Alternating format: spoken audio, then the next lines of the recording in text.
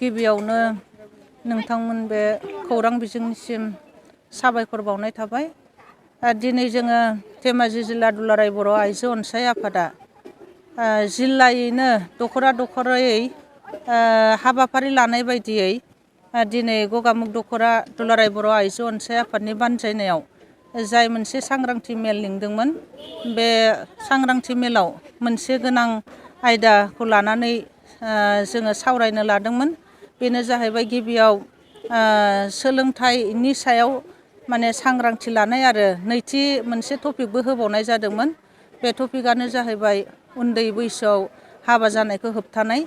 बेबायदि मोननै हाबाफारिखौ लानानै मोननै टपिकखौ लानानै जोङो धेमाजि जिल्ला दुलाराय बर' आइजो अनसाय आफादा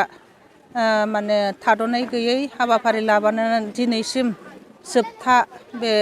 हाबाफारि। आरो बे हाबाफारियाव गोबां फरायसाफोर, दिथागिरिफोर आरो समाजनि गासै दैदेनगिरिफ्रा बाहागो लानानै मोजाङैनो मोजां बाहागो लानानै जाफुंसारनायखौ जोङो नुनो मोननाय जादों। बे मोनसे समाजारि मोनसे बिराद गिदिर गुबुंले आबहावा। बे आबहावाखौ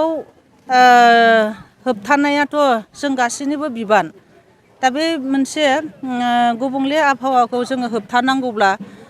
गासैबो दिथागिरियानो जा बा गामिनि सुबुङानो जा, नुनाय मानि गेदेर सुबुंफ्रानो जेरै हायो एरै बादा होनाय, होबथानाय आरो माबाखौबो लानांगोन जोङो सांग्रांथिनि फारसे जों सानोबा डिफेन्सनि फारसेबो जोङो गोसो होनांगोन। जोङो हयथ' जोंखौ खाथियाव मोनबाय थानाय हिसाबै दानि गथ'फ्रा गियाबो जानो हागौ। नाथाय जोङो बेखौ जोंनि पुलिस बिफाननि माखासे हेफाजाब लानानैबो जोङो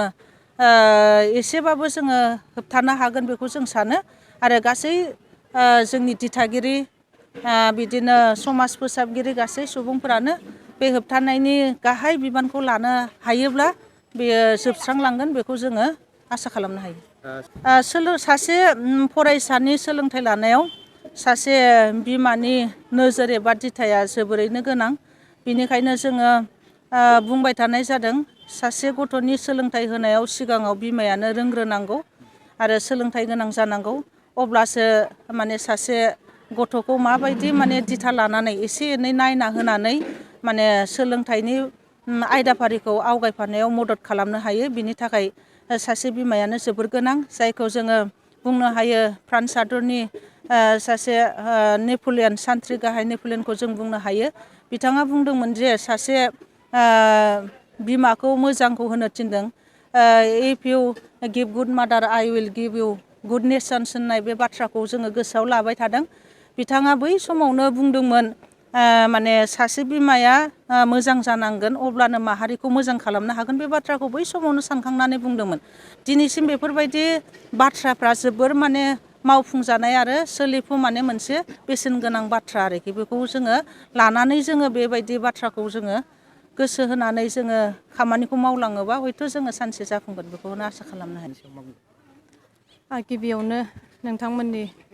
रादाब बिजोंनिसिम मोजां हामलायनायखौ बावहरग्रोनाय जाबाय। जोङो दिनै बे आयदानि सायावबो दिनै सांग्रांथि मेलखौ लानाय जादों जे जोंनि समाजाव आथिखालाव सोलिबाय थानाय मोनसे बेसेबांबा गिदिर मोनसे जेंना, बियो समाज जौगानायनि हेंथा। जे उन्दै बैसोआव हाबा जागानाया सानफा एफा जोंना बांबोगासिनो दङ। दा दिनै जोङो बे उन्दै बैसोआव हाबा जानानै जोंहा जिहेथु समाजाव गोबां जेंनाफोर जोंहा सोमजिगासिनो दङ, जों बेखौ नुदों। दा बेनि गेजेरावनो दा बे सोंलुआ बे मोनसे जाहैबाय जाहोना उन्दै बैसोआव हाबा जानानै सोमजिनाय बे मोनसे जेंना, जे उन्दै बैसोआव हाबा जाखांनाय आथिखालनि समाव सोलिबाय थानाय जाय बांसिन जेंना, जे हाबा जानाय बिहामजोफ्रा, आइजोफ्रा गुबुनजों दोनखारलांनाय, बेफोर जेंनाया सानफा एफा बांबोगासिनो दङ। दा बिनि जाहोनखौनो जोङो बे गुदियावनो जोङो उन्दै बैसोआव हाबा जानाय बे जाहोन, दा बेखौ जोङो होबथानायनि सायाव जोङो सांग्रांथि लाबोनो थाखाय दिनै रायजोफोरखौ लानानै जोङो दख'रा मोनफ्रोमावबो जोङो हाबाफारिखौ लाबोदों। दा जोङो बेवहाय बेखौनो खावलायदों जे जोङो जोंनि हाबा जानाय, जिहेथु जोङो उन्दै बैसोआव हाबा जानायखौनो जोङो होबथाखानांगौ। जोंहा भारत सरकारनि आयेन बायदियै हिनजावसाफ्रा जोङो 18 बोसोरनि गाहायाव हाबा जायोब्ला बियो आयेन बेरेखा जाखायो बेफोरबायदिखौ जोङो होबथाखानांगौ बेफोरबायदिखौ होबथालाङोब्ला जोङो बेफोरबायदि इयुननि जोंनि जेंनाफ्रा जोबलांगोन आरो जों उन्दैयाव जोंनि फिसाफोरखौ जोङो गियानखौ सोनानै होनो हानांगोन जे उन्दै बैसोआव हाबा जाखाङोब्ला जों माबायदि जेंनाजों जों मोगा मोगि जाहैयो बे जेंनाफोरनि सायाव जोङो बिसोरनि गोसोआव सोनानै होनो हानांगोन अब्ला बे जेंनाया जोंनि गेजेराव सोमजिनाय नङा जिहेथु जोंनि आथिखालाव हाबा जाखानाय आइजोफोरनि गुबुनजों खारलांनाय बा न'खरनिफ्राय गोमानाय गोबां जोङो रादाबखौ जोङो फ्राय माने दिनावनो जोङो रादाब बिजोंफ्राव जोङो नुबोबाय थादों दा जोङो बेखौ होबथानोब्ला जोङो सांग्रां जानांगोन जों गासिबो दा जों बेवहाय गाव गावनो बुजिनानै लानांगोन जिहेथु सासे जोङो आइजो हिसाबै गंसे न'खराव जोङो हाबा जाहैखांनाय उनाव बे न'खरनि गासैबो बिनि फिसायाबो जोङो सांग्रां जानांगोन जे न'खराव जोङो माबायदि गोरोबलायनानै थायोब्ला बे आइजोजों जोङो मोजाङै सोमोन्दो लाखिलायोब्ला एबा बे बिहामजोआबो मोजाङै सोमोन्दो लाखिलायोब्ला बियो गाज्रि खोथा साननो जों बेखौ खाबु होलायनो नाङा न'खराव जोङो गाज्रि खोथा रायलायनो नाङा जोङो ओरैनो जोङो समखौ हगारनो नाङा दिनै जोङो गोबां नुबोदों जोङो न'खराव जोङो आथिखालनि समाव जों जानाय लोंनायनि खामानिखौ मावखांनायनि उनाव जोंहा गुबुन खामानि जों गैया जोङो आलो ओरैनो थायो जोङो मबाइलजों जोङो सम बारहोयो जोङो मबाइलखौ मोजां बिथिङाव बाहायनो गारनानै जों गाज्रि बिथिङाव बाहायबोदों जायनि जाहोनाव जोंनि गोसोआव गाज्रि सानखांनाया फैयो आरो दा बे गाज्रि सानखांनाय फैनायजोंबो बेफोरबायदि जाहोना जालांदों बेनिखायनो जोङो बेफोरबायदि जों गाज्रियै समखौ जोङो आद्रियै जोङो गारनो नाङा जोङो जोंनि दानाय लुनायखौ जोङो मावनांगौ जोङो ओरैनो थानाय समाव न'खरनि खामानि जों गोबां खामानि आखाइनि खामानि जों मावनानै जोङो समखौ बारहोनो हायो दा बेफोरबायदि जोङो मावलाङोब्ला बेफोरबायदि जेंनाफ्रा जोंनि समाजनिफ्राय जोबलांगोन होननानै जों सानो थांखि लानाया जोंना धेमाजि जिल्ला दुलाराय बर' आइजो अनसाय आफादनि सिङाव माखासे दख'राफ्रा जोंहा थांखि लादों बेखौ उन्दै बैसोआव हाबा जानायखौ होबथानायनि सायाव बेखौ थांखि लानाय दङ दा जोङो मोनसे खोथाखौनो दा दिनै आं नोंथांमोननि बे रादाब बिजोंनि गेजेरजों खावलायगोन जे आइजो अनसाय आफादनि जोंनि जायफोर थांखि लानाय दङ जे उन्दै बैसोआव हाबा जानायखौ होबथानायखौ बे थांखिखौ जोङो मावफुंनो थांनायाव गोबां समाव जोङो रायजो राजाफोरनि जोङो मददखौ मोननो हायाखै आरो दिनै सोरनिबा न'खरनि सासे उन्दै हिनजावसा एबा उन्दै हौवासाया हाबा जानो थांनायाव दिनै जुदि आफादा होबथानो थाङोब्ला बेखौ नाथाय बिमा बिफाया गनायथि होयो जायनि जाहोनाव दिनै आफादा थांखि लादोंब्लाबो बेफोर खामानिखौ मावफुंनो हायाखै न'खरल' नङा समाजाबो बेखौ गनायथि होबोदों हाबा खुंनानै होदों बेफोरबायदिनि थाखाय बे थांखियाव जोङो जाफुंनो हायाखै बेनिखायनो जों खावलायगोन जे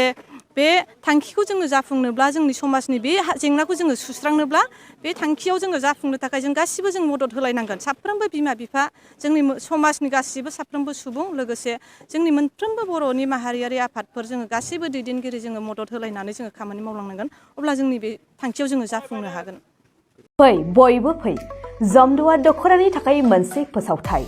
गसाइगाव महकुमानि सिङाव थानाय जमदुवार दख'रा एबसुआ सानथामनि हाबाफारिजों